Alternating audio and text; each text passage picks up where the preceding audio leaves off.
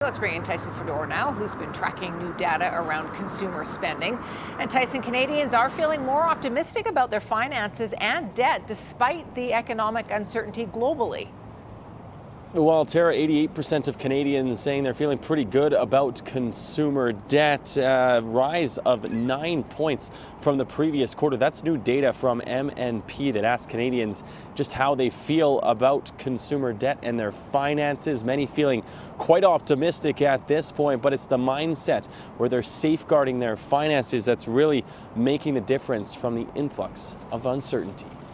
New national polling is showing in Alberta 75% of people are cutting back on their spending, while 71% are delaying investments or the purchase of big-ticket items. I think we have to tighten our belts a little bit right now. It's especially with the tariffs and things coming around, going to make things a little more expensive than they were. Yeah. So yeah, I think people are probably watching their pennies a little more.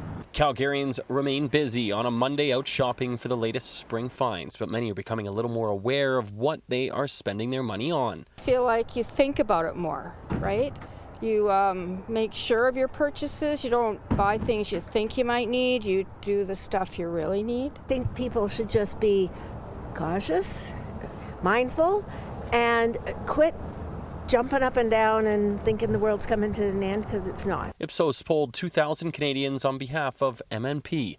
Canadians, by and large, are feeling better about their finances despite all of this uncertainty that's kind of swirling around Canada right now. It found about 83% of Albertans say uncertainty has made them more cautious about taking on new debt. Yeah, a really big change in how Albertans are looking at their personal finances and looking ahead to maybe weathering a storm that may or may not come. In February, Alberta saw around 1,500 consumer insolvency filings in Alberta, which is flat according to MNP. Calgary generally sees around 500 filings monthly.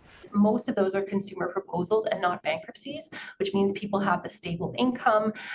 They're able to work out a deal with their creditors through their trustee, and they're maintaining their assets through a proposal. So they're coming out of the debt restructuring in a more whole position. The data also shows that Canadians are anticipating rising housing costs in the next year despite rate cuts by the Bank of Canada. Tyson Fedor, CTV News, Calgary. Ipsos conducted the polling online between March 11th and 14th. The margin of error is plus or minus 2.5 percentage points 19 times out of 20.